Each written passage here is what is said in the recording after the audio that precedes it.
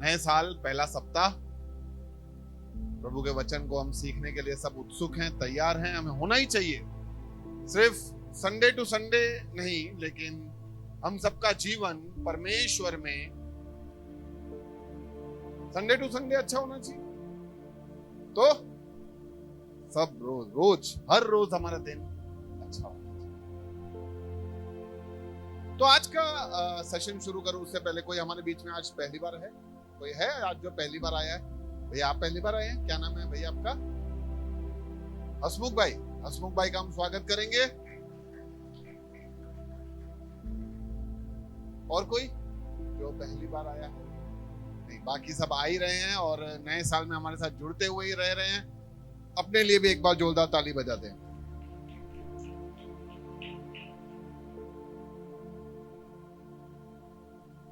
पड़ोसी को बोलो अगले सप्ताह से मैं समय से पहले आऊंगा।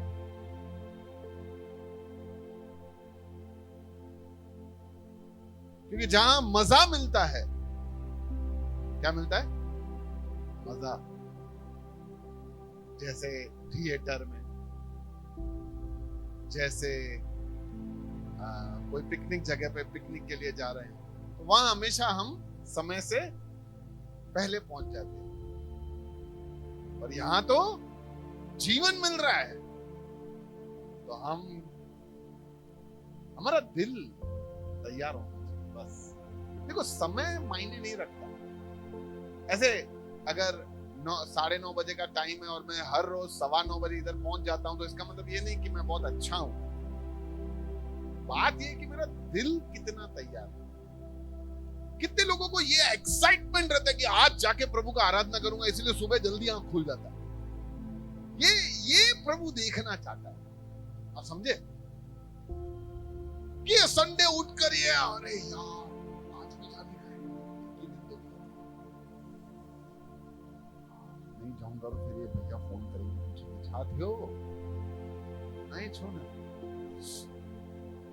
इसीलिए प्रभु के प्रति हमें और जितना हम पढ़ेंगे, जितना सीखेंगे, जितना जानेंगे, उतना हमारे जीवन में एक्साइटमेंट बढ़ेगा। प्रभु के प्रति समय भर, समय घंटों घंटों आप बिता दोगे प्रभु के लिए, क्या जबरदस्त है। और थोड़ा बता दे। तो ऐसी ही कुछ बातें और प्रभु के वचनों से आज हम सीखेंगे। प्रभु का जब भी हम यीशु का नाम सुनते हैं, यीशु, तो उसका एक स्वभाव हमारे बीच में हम प्रभु का देखते हैं। प्रभु का स्वभाव कैसा दिखता है? आपको क्या लगता है? प्रभु के मैं स्वभाव के बारे में बात करूं तो आपको क्या दिखेगा? कैसा? आप आंखें बंद करके यीशु के बारे में सोचो तो कैसे चित्र आएंगे आपके में? प्रेम, प्रेम, भलाई, पवित्रता, शांति दे देता है, माफ करने वाला, व्हाइट कलर के कपड़े पहने हुए, बराबर, बच्चों से प्रेम, बच्चों से लगाव। कोई को क्रूस दिखता है जहां पे हम उसके प्रेम की चरण सीमा को देखते हैं। सांत्वना देने वाला, एकदम मस्त। प्रभु को गुस्से में देखा है?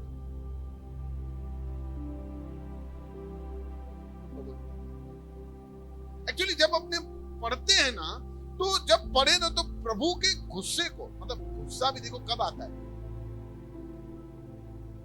जब मैनेजमेंट खराब होता है, जब आज्ञा नहीं मानते। देखो, मैं वो गुस्से का बात नहीं कर रहा, मैं वो दर्द के गुस्से का बात कर रहा हूं जो एक बाप को होता है। मेरे बच्चे जब कभी कुछ करते नहीं है, जो मानते नहीं, समझते नहीं, मेरे बच्चे सब नहीं। क्या मेरे बच्चे मेरे को बोलते सब खा लिया, आप मेरे को ही बोलते? तो वो जब मानते नहीं है ना, तो जब फिर मैं गुस्सा करता हूं तो वो गुस्सा नहीं है, क्योंकि मैं समझता हूं कि अगर वो ऐसा नहीं करेंगे तो भविष्य में उसका क्या असर होने वाला है।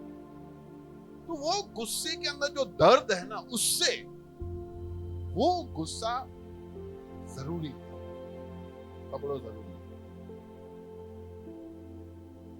तो परमेश्वर भी एक बार जब यरूशलेम से आ रहा था तो एक और प्रभु के बारे में हम एक बार और सीखेंगे। प्रभु कितना दर्द में था उस समय जब वो ऐसे हालात को देखता है और वो तब क्या प्रतिक्रिया करता है, आज हम उसके बारे में थोड़ा सा सीखेंगे।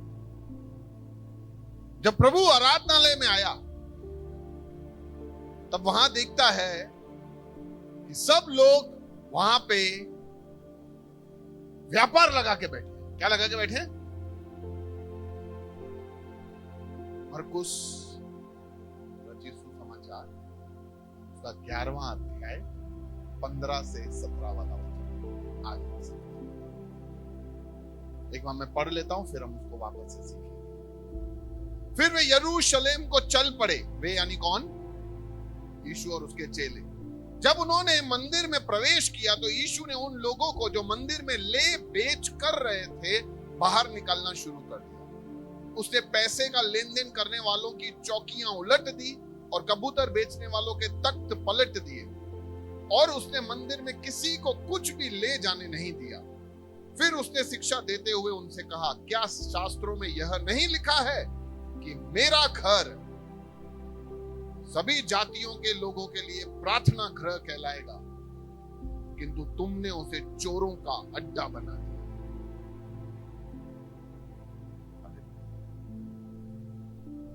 ये वाला जो वचन है, ये वाला जो घटना है, ये बहुत ही विशेष घटना है। ये चारों सुसमाचार, मत्ती, लूका, मरकुस, चारों सुसमाचार में ये है। तो ये सबने इस चीज को देखा है कि प्रभु का व्यवहार कैसा है, प्रभु किस तरह से वहां प्रतिक्रिया करता है।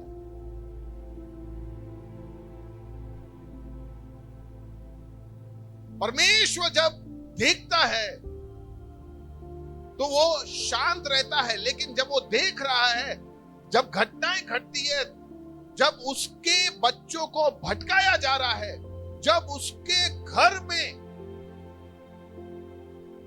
लोग अनैतिकता काम कर रहे हैं, तब प्रभु फिर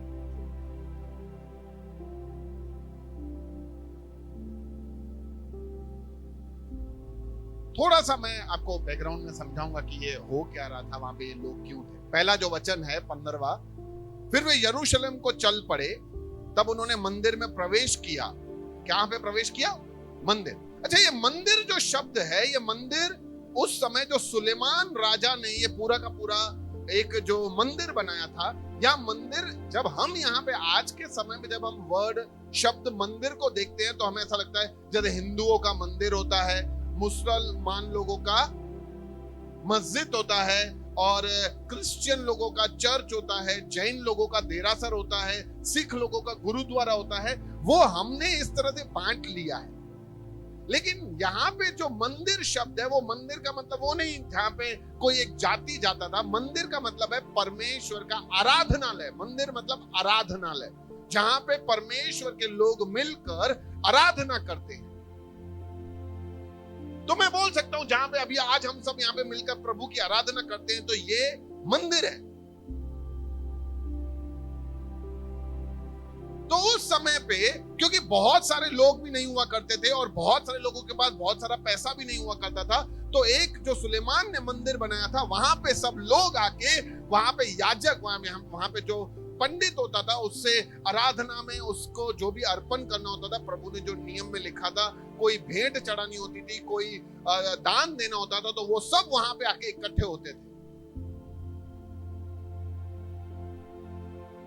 ये परमेश्वर वहां पे सब लोग अपने पापों के, जिन्होंने भी पाप किया है, वो पाप के सामने वो बलि चढ़ाने के लिए वहां पे लोगों, वस्तुओं को, कोई अपनी उपज को, कोई जानवरों को वहां लेके आता था। ये सब बातें जो वहां होती थी, वो यीशु के क्रूस पे चाड़े जाने से पहले की है, क्योंकि यीशु अभी जिंदा है। और ये सारी बातें उस घटना को लेके दिखाती है कि जिस तरह से लोग अपने पापों के पश्चाताप के लिए जब वो भेंट चढ़ाने या बलिदान देने आते थे, ये सब यीशु को और संकेत करता था कि एक व्यक्ति जो पूरी मानव जाति के लिए अपने आप को देने वाला है। तो इसीलिए वो एक मंदिर था, वहां आराधनालय था, जहां पे लोग आके प्रार्थना करते थे, प्रभु की स्तुति गान करते थे और वहां पे आके भेंट भी चढ़ाते थे। लेकिन लोगों ने उसे व्यापार का केंद्र, वहां के धर्म गुरुओं को भी पैसा मिलने लगा, इसीलिए उन्होंने भी वो सब बातों की परमिशन दे दी। इसीलिए फिर वो जब यरूशलेम को चल पड़े तो उन्होंने मंदिर में प्रवेश किया, तो यीशु ने उन लोगों को जो मंदिर में ले बेच कर रहे थे बाहर निकालना शुरू कर दिया। पैसे देने वालों की चौकियां उलट दी, कबूतर बेचने वालों के तख्त पलट दी।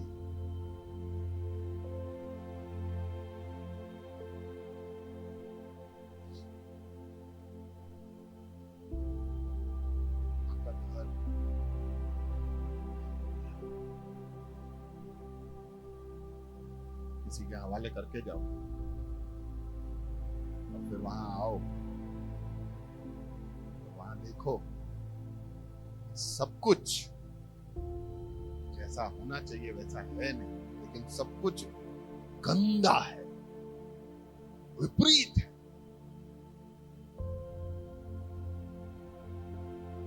आज मैं मेरा घर किसी को देके जाऊं, ठीक है चलो यार तुम उसको संभालना, मैं जा रहा हूं कहीं फॉरेन जा रहा हूँ या कहीं और जा रहा हूँ, तो मेरे घर में चलो तुम रहना भी और संभालना भी।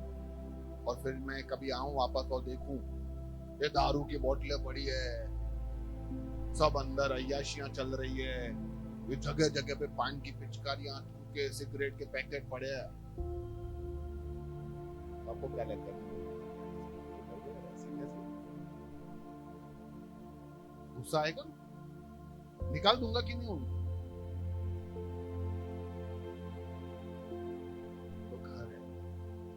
परमेश्वर का भवन है, जब वहां आके देखते हैं कि उसको व्यापार का केंद्र है। वहां पे बहुत सारे, इसीलिए पहली बात जो हमें सीखनी है कि ईश्वर का घर, सब बोलो ईश्वर का घर, व्यापार का घर नहीं है। उस जमाने में बहुत सारे ऐसे आराधनालय नहीं, एक ये सबसे बड़ा पवित्र स्थान माना जाता था जहां पे लोग अपनी आराधना की भेंट लेके आते थे वहां पे। लेकिन बाहर जो लोग बैठे थे उनको समझाने की जगह उनको मैनिपुलेट यानी धोखा देते थे। छोटा कबूतर क्या लेके जा रहा है, माफ नहीं होगा, 2 कबूतर ले जा, ले चल उधार पे देता हूं। ये गाय के बछड़े से तेरा कुछ भी नहीं होगा, ये बड़ा लेके जाओ, ये छोटे बकरी से कुछ नहीं होगा, बड़ा सा कुछ लेके जाओ। यानी लोगों को मैनिपुलेट करते थे, लोगों को भरमाते थे, लोगों को सही ज्ञान और शिक्षा देने की जगह भटकाते थे। और वहां पे एक धंधा शुरू हो गया, व्यापार।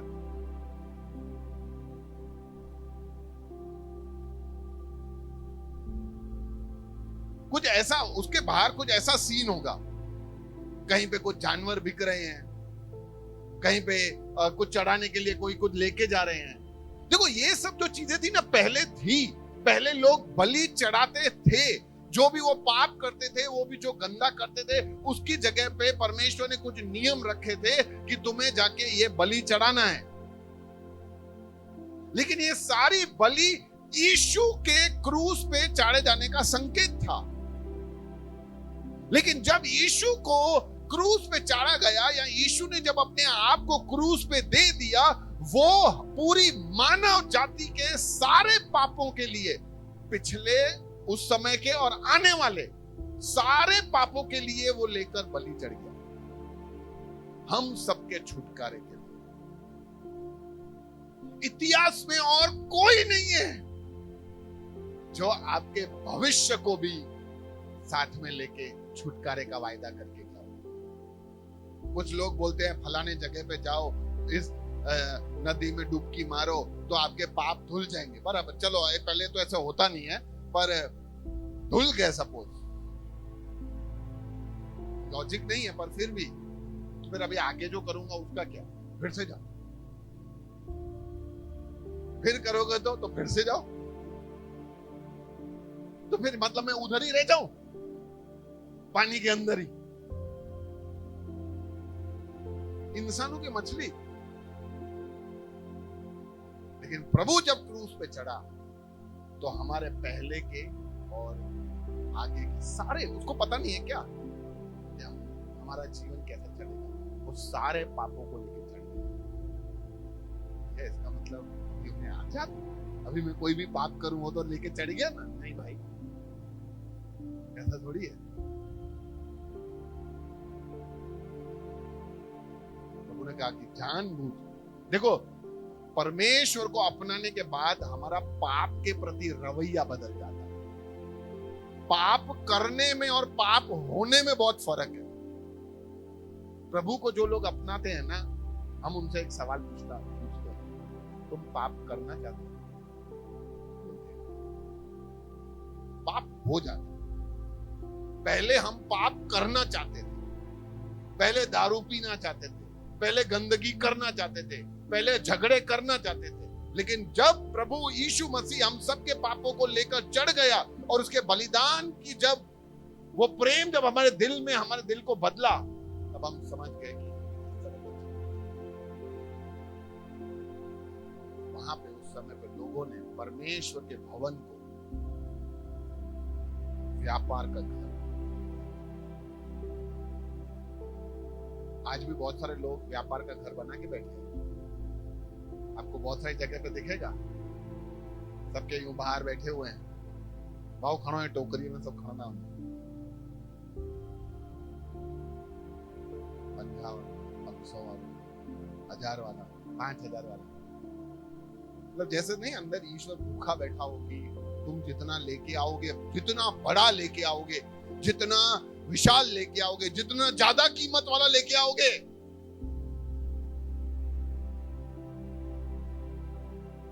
आज भी लोगों ने उसी तरीके का कामकाज किया। बाहर यीशु की मूर्तियां बना के लॉकेट खरीदो, क्रॉस पहनो, अलग अलग तरीके के अंधविश्वासों में हमें भटका दिया है। और हमें इसीलिए ऐसा लगता है कि जब भी मैं कहीं पे और सत्संग के लिए जाऊं, या कहीं कोई मंदिर में जाऊं, तो कुछ तो लेके जाऊं, क्योंकि वो पुराना सब सोच विचार अभी भी हमारे अंदर है। पहले ये होता था, यीशु के क्रूस पे चाड़े जाने से पहले ये लोगों को चढ़ाना होता था, लेकिन यीशु जब हम सबके लिए एकमात्र बलिदान हो गया, उसके बाद उसने हमें आजाद कर दिया। लेकिन कुछ लोगों को वो धंधा जो वहां पे वो करते थे बहुत ही मुनाफे वाला लगता था, इसलिए उन्होंने बोला हम इस धर्म को चालू रखेंगे, भले बलिदान हो गया है तो क्या है, हम चालू रखेंगे, नहीं तो हमारा मुनाफा।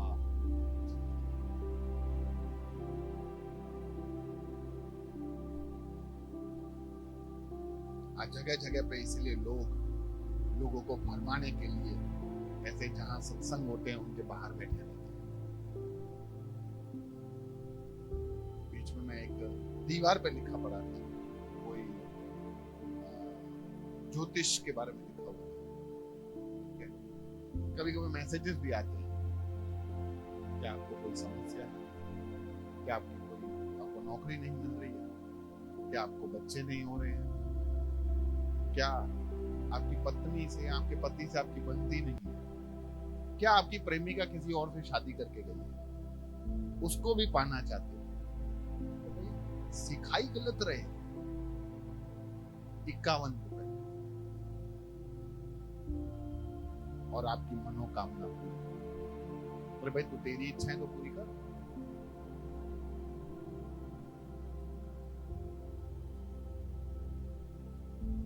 ये सब कमाने के तरीके। लोग आज भरमाने के लिए बहुत अच्छी तरह से बैठे हुए, बहुत भरमाने, और परमेश्वर का घर, व्यापार का घर, बहुत सारे बाबा, बहुत सारे गुरु, बहुत सारी बातें आ गए। बीच में कुछ दिन पहले या पिछले लाइव सेल में एक बहन बता रही थी कि वो कहीं पे गए थे तीर्थ स्थान पे। वहां पे एक औरत बेचारी बहुत ही डेस्परेट थी अपने पति के मोक्ष को लेकर। उसका पति गुजर गया था, तो वो आके उसको बोली कि मेरे पति के मोक्ष के लिए आप लोग कुछ विधि कर दो। उसने बोला 21,000। बोला नहीं है मेरे 11। बोला वो भी नहीं है। बोला 2100। तो बोला बाबा जी मैं बहुत ही मुश्किल से पैसा जुटा के इधर तक पहुंची हूँ। बोला कुछ तो देना पड़ेगा ना, कैसे कैसे मोक्ष मिलेगा। तो वो बहन बोल रही थी कि उसको इतना गुस्सा आ रहा था कि वो उठकर वो जाके उनको एक दे दे। मैं सोच रहा हूं कि जो लोग खाली लोगों को भटकाते हैं आप सच्चाई के प्रति, तो हमको इतना गुस्सा आता है। तो जब वो ईश्वर देखता होगा ये तो मेरे खिलाफ ही गलत कर रहे हैं, तो कितना उसको गुस्सा आना चाहिए। लेकिन फिर भी वो मौका देता, वो नहीं चाहता कि हम में से कोई भी नाश हो। आज प्रभु चाहता है कि हम एक सही जिंदगी जिए।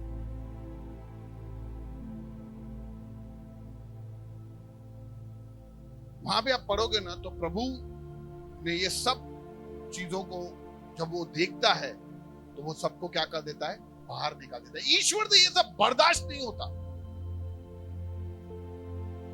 प्रार्थना का घर व्यापार का घर नहीं है, क्योंकि और ये ईश्वर से बर्दाश्त नहीं होगा। परमेश्वर ये जब देखता है कि उनके बच्चों को भरमाया जा रहा है, परमेश्वर से बर्दाश्त नहीं होगा। इसीलिए सबसे बड़ा मैं कहता हूं परमेश्वर का शिष्य बनना मतलब सबसे बड़ी जो जिम्मेदारी है वो है कि हमारे जीवन से किसी को ठोकर नहीं लगना चाहिए।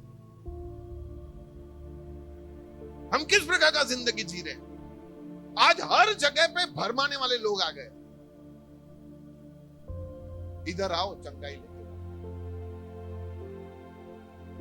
फलानी जगह पे विजिट करो चंगाई लेके जाओ।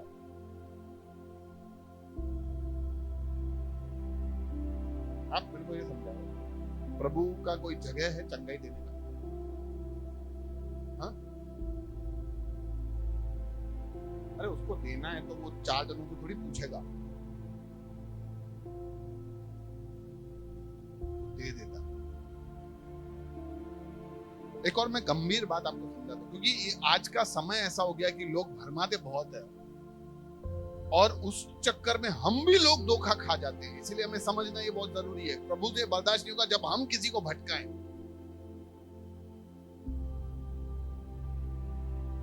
बहुत सारे लोगों को दर्शन मिलते हैं। मैंने दर्शन देखा, सही बोलूं मेरे को भी देखा, पता नहीं आज तक तो देखा नहीं। ये दर्शन का बात है ना, वो ये मेरे को लगता है पीके मूवी से आया। पद प्रकट, अच्छा जगह, स्थान, वाहन, अरे क्या ये सब?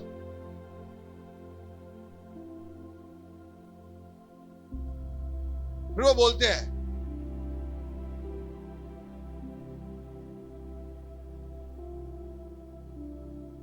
यहां से वो जगह पे जाओ। क्यों जाऊं?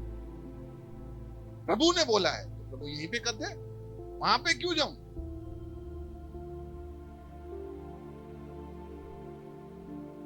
आज अगर मैं विकास को जाके बोलूं, विकास तेरे को अगर इस बात से छुटकारा चाहिए तो तू यहां से मोड़ासा जा, वहां पे मेरे को प्रभु ने बोला है कि एक पास्टर है वो तेरे लिए दुआ करेगा और तेरे को छुटकारा मिलेगा। तो इसको तुरंत ऐसा बोलना चाहिए कि भैया आपको प्रभु ने बोला है तो आप भी दुआ कर, तो छुटकारा नहीं हो जाएगा? अभी इधर उधर मोड़ासा वाला ही क्यों करके देगा? समझे मेरा बात? ये प्रभु कैसा प्रभु कहलाए? कि जो पहले मेरे को बोलेगा वो किसी और को बुलवाएगा, फिर वो तीसरे को जाके बुलवाएगा, वो आके, ये क्या है?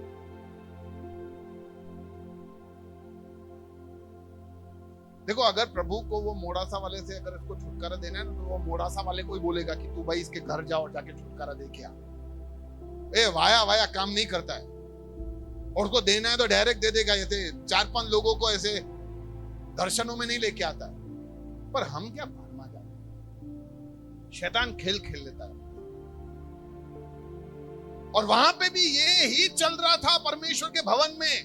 और प्रभु को गुस्सा इसीलिए नहीं आता है कि वहां पे ये सब चल रहा है। परमेश्वर के मंदिर में मतलब क्या, प्रभु ने एक कदम और आगे बढ़ा दिया है। यीशु के बाद परमेश्वर का मंदिर कौन है? यीशु के बाद परमेश्वर के मंदिर हम हैं। प्रभु हम में वास करता है, इसलिए एक बड़ा जिम्मेदारी लेके हम रहते हैं, घूमते हैं। इसलिए प्रभु बोलता है भाई तुम्हारे अंदर ऐसा सब कुछ नहीं होना चाहिए। तुम लोग अपने आप को, प्रभु को बेचने का काम नहीं करना। और आज देखो हर जगह पे ईश्वर को बेचा जा रहा है, बेचा।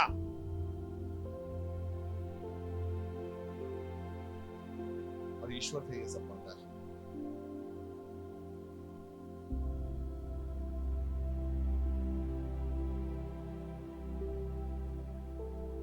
मैं ऐसा जब ये देख रहा था, मैं ऐसा सोच रहा था कि प्रभु को कैसा गुस्सा आया,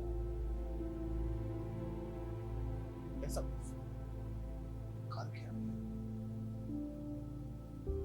मैं फिर ये देख रहा था कि प्रभु के मुंह पे थूका, उसकी दाढ़ी खींची, उसको कोड़े मारे, उसको क्रूस पे चढ़ा दिया, तो भी वो ऐसा ही बोलता है कि यार इनको माफ करो। चलो माफ करो, लेकिन भरमाना नहीं, भटकाना नहीं। जब परमेश्वर के मंदिर के साथ कुछ होता है,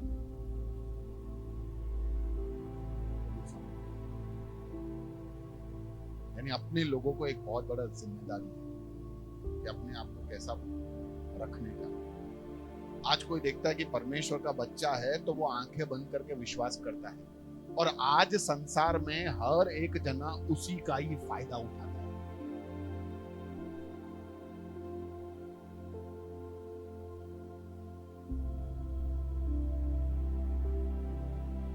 जब प्रभु ने देखा वहां पे ये सब ले बेच कर रहे हैं, तो परमेश्वर ने क्या किया, और सब उलट पुलट कर दिया। याद रखना, प्रभु ने टेबलों को उलट पलट किया, लोगों को नहीं। हमने लोगों को उलट पलट कर दिया। छदनो मासना ऊंधो करे नहीं, नहीं, नहीं, परमेश्वर ने टेबल को उल्टा किया, लोगों को नहीं।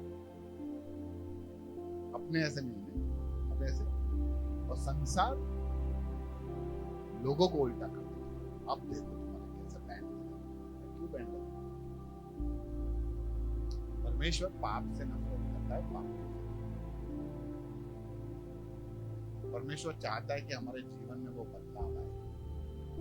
परमेश्वर चाहता है कि हमारे अंदर अगर कुछ ऐसा है जो सही नहीं है, तो परमेश्वर वो चाहता है कि हमारे जीवन में वो बदले। परमेश्वर वो सच्चा खुदा है। पहला कुरिन्थी में ऐसा लिखा है कि क्या तुम नहीं जानते कि तुम स्वयं परमेश्वर का मंदिर हो और परमेश्वर की आत्मा तुम में निवास करता है। तो जब परमेश्वर हमारे हृदय में आता है, परमेश्वर हमारे जीवन में आता है, तो हमारे जीवन के अंदर वो बहुत सारे ऐसे तख्त हैं जो उलट पलट कर देता है। लालच का तख्त उलट पलट कर देता है, जलन का तख्त वो उलट पलट कर देता है, अविश्वास का तख्त वो उलट पलट कर देता है।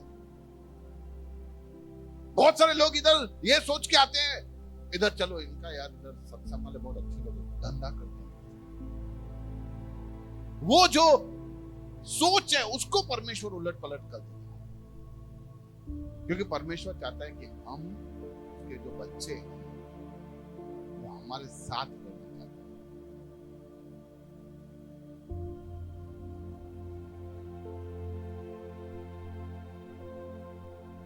परमेश्वर हमको बदलना चाहता है, हमारे धर्म को। इसलिए संसार को लगता है कि तुम्हारा क्या कर देते हैं वो, ब्रेन वॉश। जबरदस्त। क्या कर देते हैं? एक्चुअली ब्रेन वॉश नहीं होता है, दिल वॉश। लोगों को ऐसा लगता है कि ये ब्रेन वॉश,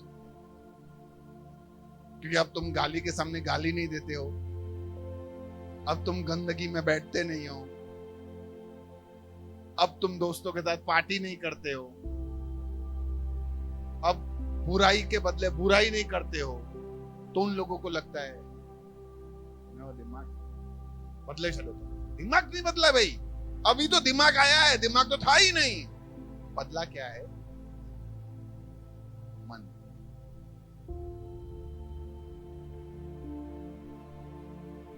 इसलिए आज भी परमेश्वर हमारे अंदर हमारे साथ एक रिश्ता बना,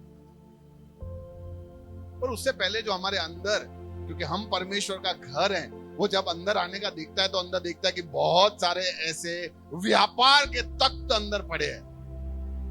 परमेश्वर उनको थोड़ा कुछ ऐसी बातें हमारे दिल के अंदर हैं जो परमेश्वर को पसंद नहीं, परमेश्वर उनको उलट पलट करना चाहता है। इसलिए जब परमेश्वर आता है डिप्रेशन बाहर, जब परमेश्वर आता है तो चिंता बाहर होनी ही चाहिए। जब परमेश्वर आता है तो आनंद का एकदम मजे वाला फीलिंग, ये सब होना ही चाहिए। हालेलुया।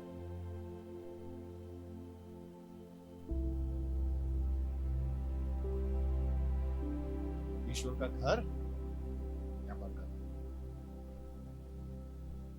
फिर लिखा है कि 16वें वचन में, और उसने मंदिर में से किसी को कुछ भी ले जाने नहीं दिया। परमेश्वर के घर से कोई कुछ ले नहीं जा सकता। परमेश्वर तुमको चाहता है, और परमेश्वर ये बर्दाश्त नहीं कर सकता कि कोई तुमको ले जाए। वो हमसे बेहद प्रेम करता है। उसके प्रेम की चरण सीमा ही ये है, क्या है?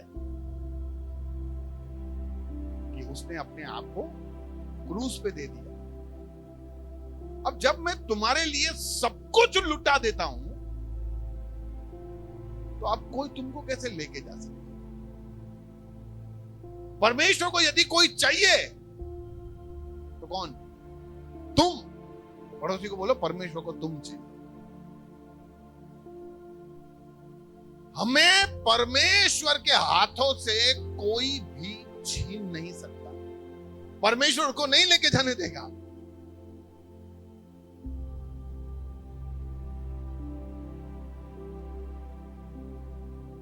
माय गॉड, प्रभु का वचन लिखता है कि वो जलन रखने वाला ईश्वर है।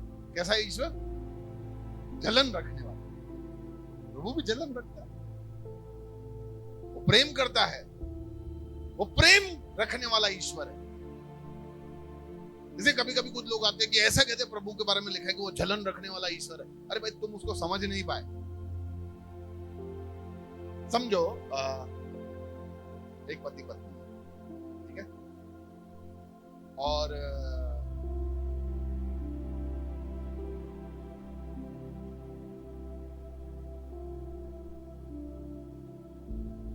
अगर वो पत्नी के ऊपर कोई दूसरा डोरे डाल रहा हो, तो आपको क्या लगता है? ये पति को गुस्सा करना या बौखला जाना स्वाभाविक है कि नहीं? कि उसको ऐसा आपको क्या लगता है? कैसा व्यवहार होना चाहिए? क्यों ऐसा व्यवहार क्यों कर रहे हो?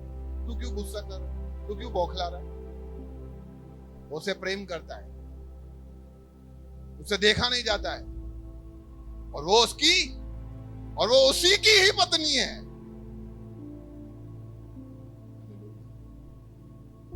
सोचो, हम परमेश्वर हमको उसी तरीके से देखता है, तो कोई हमको भटका के कहीं और ले जाएगा या हम कहीं भटकने की कोशिश करेंगे, प्रभु से वो देखा नहीं जाता। इसलिए परमेश्वर कहता है कि मैं जलन रखूंगा, मैं तुमसे बेहद प्रेम करता हूं, मैं तुम्हें होने नहीं दूंगा। प्रभु का वचन मैं ये पढ़ रहा था तो मैं सोच में पड़ गया कि इतना प्रेम। प्रभु का वचन कहता है कि पौलुस कहता है क्योंकि मैं मान चुका हूं, क्या है, मैं न मृत्यु न जीवन न स्वर्गदूत न शासन करने वाली आत्माएं न वर्तमान की कोई वस्तु न भविष्य की कोई वस्तु न आत्मिक शक्तियां न कोई हमारे ऊपर का न कोई हमारे नीचे का, न आकाश का न पाताल का न सृष्टि की कोई और वस्तु हमें प्रभु के उस प्रेम से जो हमारे भीतर प्रभु यीशु मसीह के प्रति है हमें अलग कर सके। हालेलुया। सोच के देखो, हम बोल देते हैं शैतान ने भटका दिया, हम इधर भटक गए। कोई भी चीज, कोई भी वस्तु हमें परमेश्वर के प्रेम से अलग नहीं कर सकती।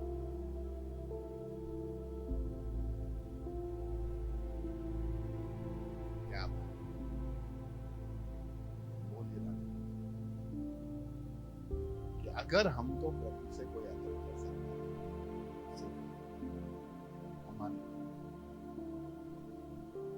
हम डिसाइड करते हैं। आप सोचो, वो स्वर्ग और पृथ्वी को बनाने वाला खुदा आज भरत भाई के आगे खड़ा हो जाए और बोले कि भरत भाई मैं ही खुदा हूं और मैं ही तुम्हें बचा सकता हूं, तो भरत भाई क्या करेगा? कुछ नहीं, अरे वो खुदा सामने आ गया है, अब तो मेरे पास मानने के अलावा और कोई ऑप्शन ही नहीं है। पर ये फिर जबरदस्ती होती, ये आ गया ना, वो जबरदस्ती नहीं करता, वो तुम्हें अपने बारे में सब समझा रहा है। हमें उसके प्रति प्रेम है कि नहीं, उसका निर्णय कौन करेगा?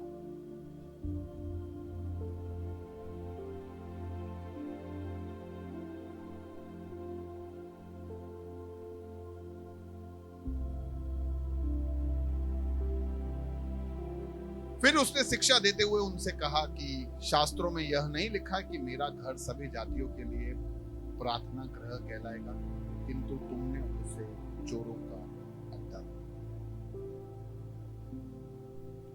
प्रभु का घर प्रार्थना का घर कहलाएगा। हम जो हैं, हम प्रभु के घर।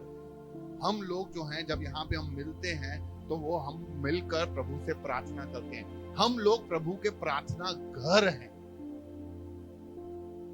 हमारे से लोग मिलकर, अच्छा, परमेश्वर के घर में आप क्या अपेक्षा करते हो? आप कहीं पे भी जाते हो, जाते हैं ना अपने बहुत सारी जगह पे, हम क्या अपेक्षा करके जाते हैं? हमें क्या मिले, क्या क्या लेने जाते हैं? भौतिक वस्तुओं के लिए जाते हैं, ओके, मन की शांति के लिए,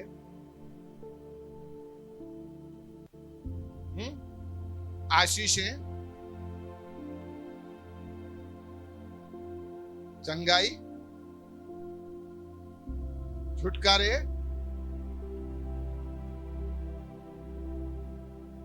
देखो भौतिक वस्तुओं की जरूरत प्रभु पूरा करता है और उसको पता है कि किसको भेज के पूरा करवाना।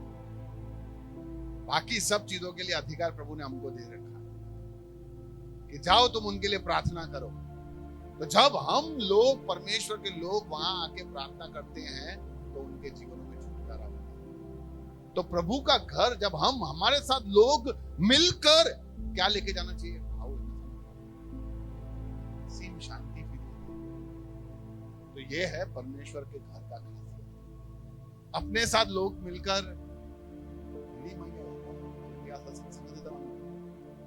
दिमाग खराब कर छड़ी, ऐसा लोग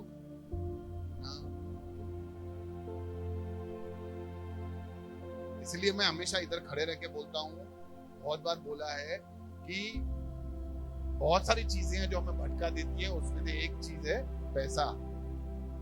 इसीलिए किसी से भी कोई पैसे का लेन देन करना नहीं, व्यवहार रखना नहीं। और कोई भी चीज का व्यवहार करना हो तो एक बार हमसे संपर्क करना, हम आपको सही सलाह देके समझाएंगे। मैं भी जैसे मैं बोलता रहता हूं, फिर भी मैं भी लेने आऊं तो एक बार तो आप, एक बार नहीं, आप हर बार मेरे को ना ही बोल देना कि भैया है ही नहीं। और खाली इतना ही मत करना, किसी और को जाके बता भी देना कि इन्होंने भी पैसा मांगा, इन्होंने कुछ मांगा।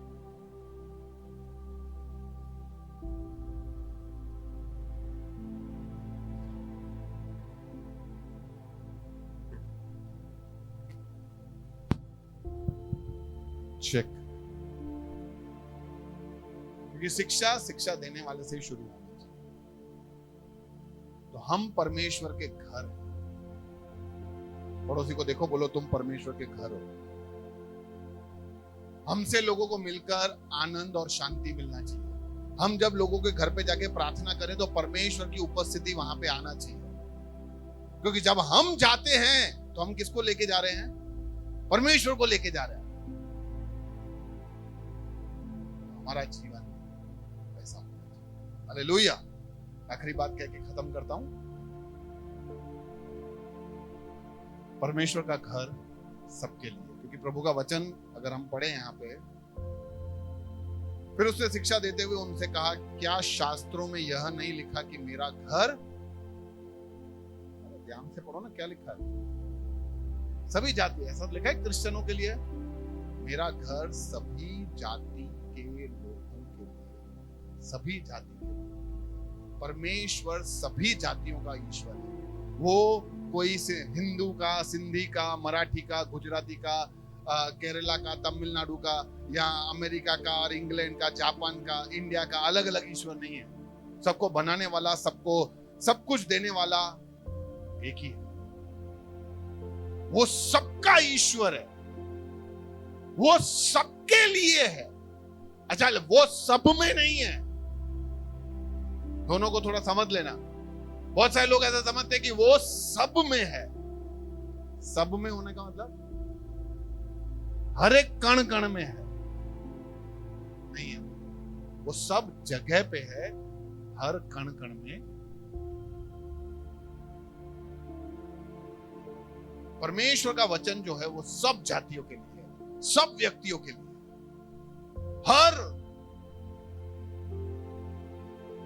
हर घर में प्रभु अपना वास दे, और वो जिम्मेदारी परमेश्वर ने हम लोगों को दी।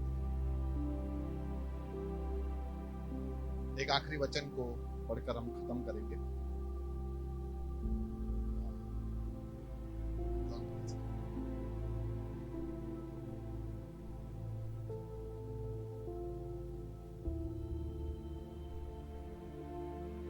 परमेश्वर ने किससे ऐसा प्यार किया? जगत में कौन आता है?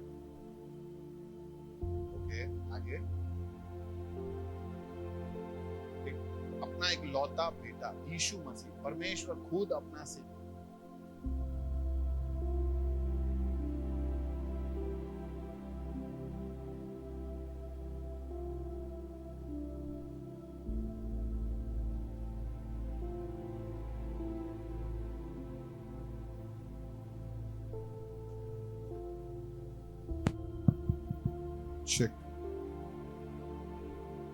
परमेश्वर ने जगत से ऐसा प्रेम किया कि उसे अपना इकलौता पुत्र, किसके लिए? कहां लिखा है हम सबके लिए? क्योंकि जगत में सब आते हैं। जगत से प्रेम किया और जगत के लिए उसे अपना इकलौता पुत्र दे दिया, ताकि जो कोई उस पर वो अनंत जीवन पाए। परमेश्वर हमसे सिर्फ एक अपेक्षा करके बैठा है कि क्या हम उसको अपने जीवन में लाना चाहिए। वो नहीं चाहता कि हमारे पास अनेकों प्रार्थना के घर हो जहां पे हम उसको ढूंढने जाएं। वो बोले कि मैं तुम्हें ही प्रार्थना का घर बना के तुम्हारे साथ ही रहकर तुम्हारे साथ रिश्ता बांधना चाहता हूं। क्या तुम परमेश्वर का घर बनना चाहते हो? देखो, लोग जब प्रभु के घर पे जाते हैं ना, तो एक अपेक्षा लेके आते हैं कि यार मेरे को वहां पे शांति मिले, वहां आनंद मिले, वहां पे हमें उत्साह मिले, वहां पे मुझे छुटकारा मिले, वहां पे मेरे जो विचार है वो बदले। लोग इधर बहुत सारे लोगों को लेके आते हैं कि भैया इसको हम कहां लेके जाएं कि इसके जीवन में परिवर्तन आए, भैया इसका दारू बंद हो जाए, भैया इसका तंबाकू गुटखा ये सब बंद हो जाए। लेके आने का जरूरत नहीं। जब हम उनके साथ संपर्क में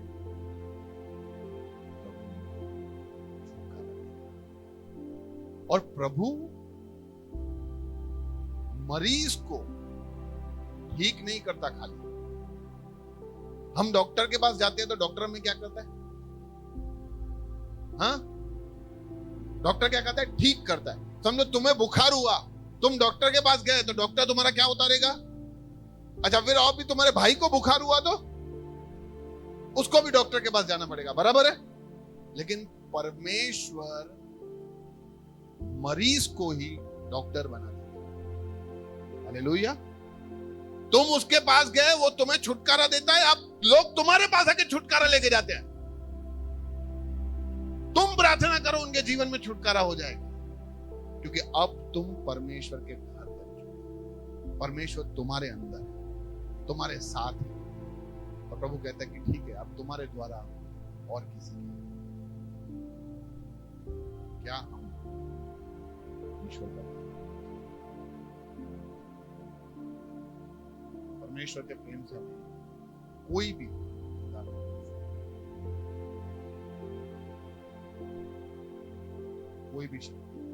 हमें कितना भी ऐसा क्यों ना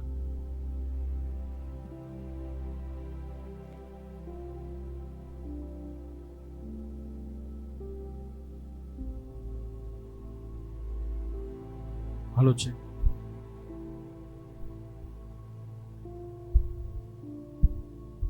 चेक। कोई भी परमेश्वर से हमें जुदा नहीं कर सकता। परमेश्वर हम सबकी राह देख के बैठा कि क्या आज मेरा बेटा मुझे बुलाकर मेरे साथ रिश्ता बांधेगा क्या? आज हमारी इतनी उम्र हो गई है, आज फिर भी हम जिंदा हैं, आज हम भी सांसें ले रहे हैं। उसका एक कारण तो ये पक्का है कि आज भी हमें प्रभु का जरूरत है। वो चाहता है हमारे से रिश्ता बांधना, वो चाहता है हमारे अंदर वास करना। वो कहते हैं तुम्हें आने का जरूरत नहीं, मैं आता हूं ना तुम्हारे साथ रिश्ता बांधने के लिए। क्या आप तैयार? जो लोग तैयार है आइए अपने स्थान पर।